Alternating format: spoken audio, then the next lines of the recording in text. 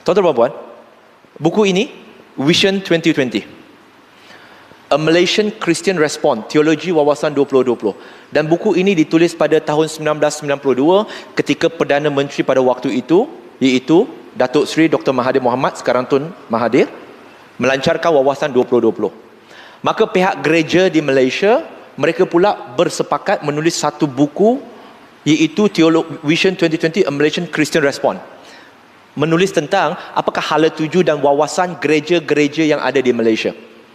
Dan tuan-tuan dan puan-puan, dah 28 tahun buku ini diterbitkan. Siapa pernah tengok? Tak pernah kan? Majoriti kita tak pernah tengok. Perancangan mereka, harapan mereka, visi mereka, selepas kami baca dalam ni, sekali lagi kita bukan salahkan Kristian sebab mereka hanya melaksanakan agenda agama mereka. Cuma mungkin apa yang mereka buat mungkin bercanggah dengan undang-undang, dengan perlembagaan itu je. Tapi sebagai Muslim, saya tak marah. Tak marah sebab mereka hanya melaksanakan agenda. Sebab di dunia yang diketahui, ada dua agama yang betul-betul buat kerja-kerja, kita kata dakwah tu, missionary. Islam dengan Kristian. 28 tahun lepas, dan sekarang 2020, majoriti apa yang mereka nak laksanakan, tercapai. Majoriti. Bukan semua. Belum lagi semua. Majoriti. Apa lagi yang belum tercapai? Apa lagi yang belum tercapai adalah dibenarkan semua agama untuk disebarkan kepada sesiapa pun. Itu je antara yang belum tercapai. Menjadikan lebih ramai orang Kristian terlibat dalam politik, dalam semua parti politik, supaya dasar-dasar boleh perlahan-perlahan digubal dan sebagainya. Semua dah berlaku. Semua itu dah berlaku. Tahun 2003, satu buku yang diterbitkan, satu kajian yang diterbitkan oleh RAND Corporation. Dan perlu kita ketahui, 2003 RAND Corporation itu adalah pasca 9/11. RAND Corporation merupakan antara badan pemikir, badan pembuat dasar untuk membantu polisi demokratik Amerika Syarikat, iaitu untuk mensekularkan sesebuah tempat. Dan tajuk buku itu adalah Civil Democratic in Islam. Bagaimana nak merevolusikan Islam. Dan pelbagai strategi telah pun mereka letak di situ. Antara strategi mereka telah mengkategorikan Muslim kepada 4 golongan. Siapakah yang mereka nak jadikan sebagai rakan sekutu? Mereka letak 4 golongan. Okey, 4 golongan, dan mereka di situ mereka buat analisis. Siapakah di antara 4 golongan ini yang mungkin boleh membantu usaha mereka untuk mensekularkan ataupun untuk mereformasikan Islam?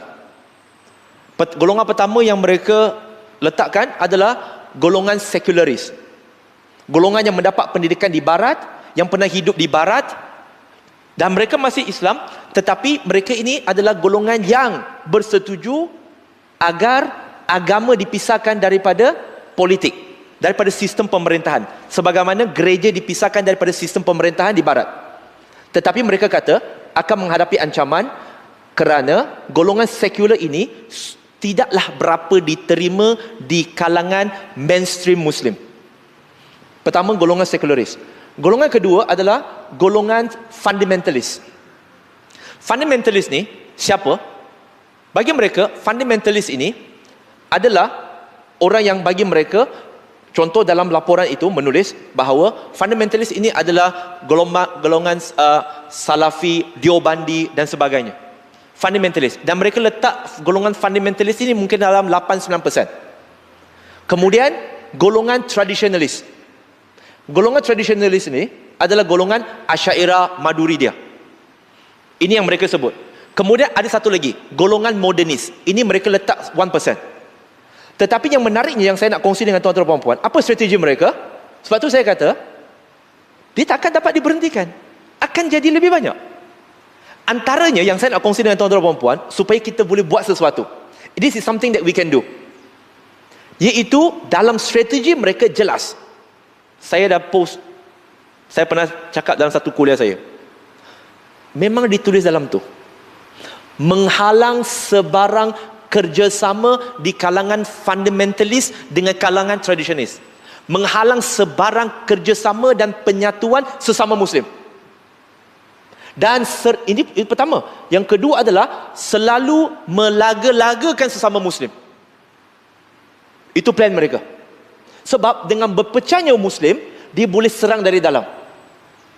Plan mereka. Plan mereka, kalau tuan-tuan dan puan-puan perasan, apakah cara mereka menggunakan media massa? Kadang-kadang kita tak faham tau.